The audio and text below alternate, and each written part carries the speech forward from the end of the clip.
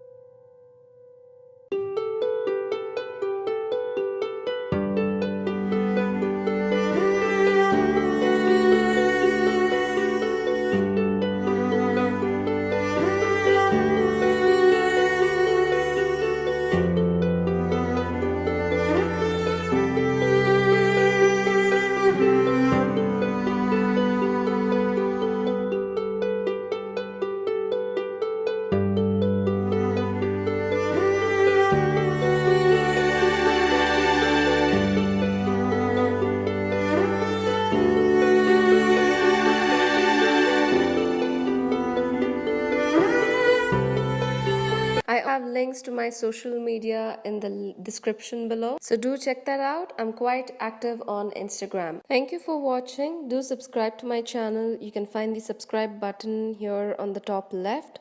Also find a link to my website at the bottom right. You can subscribe to my blog post there and get updates whenever I publish a new post. Have a great day.